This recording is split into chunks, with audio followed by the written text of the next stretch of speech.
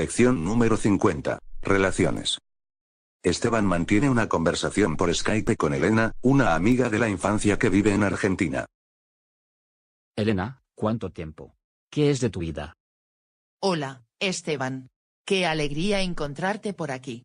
Aquí estoy, trabajando en Buenos Aires en el programa de voluntariado. ¿Has hecho muchos amigos durante este tiempo? Bueno, la verdad es que tengo más conocidos que amigos. Hablo con argentinos cuando voy al bar e intento llevarme bien con ellos. A veces les cuento chistes. ¿Se los cuentas? No, por favor. Tus chistes son malísimos. Ya veo que sigues tan simpático como siempre. Pero entonces, ¿no tienes amigos? Claro que sí. He congeniado con mucha gente, pero la mayoría de ellos son también españoles y extranjeros que viven aquí. Realmente no tengo ningún amigo íntimo, pero llevo poco tiempo aún. Bueno, con los compañeros de trabajo puedes hacer buenas migas. Sí, es cierto. Me llevo muy bien con todos salvo con uno que me cae mal, pero casi todos son muy majos. ¿Y tú?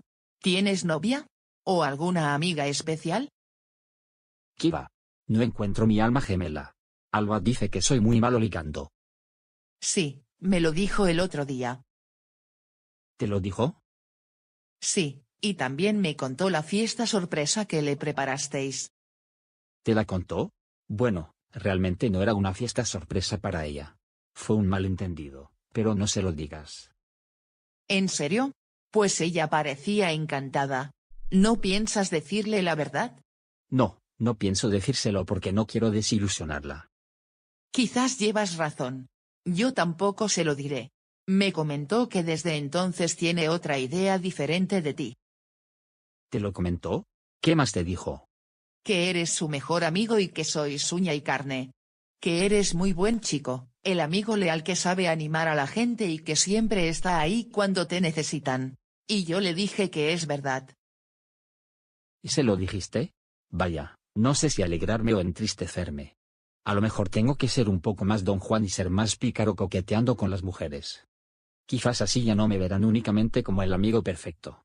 Hace tiempo que no me enamoro. ¿Tú un picaflor? Esteban, aunque la mona se vista de seda, mona se queda.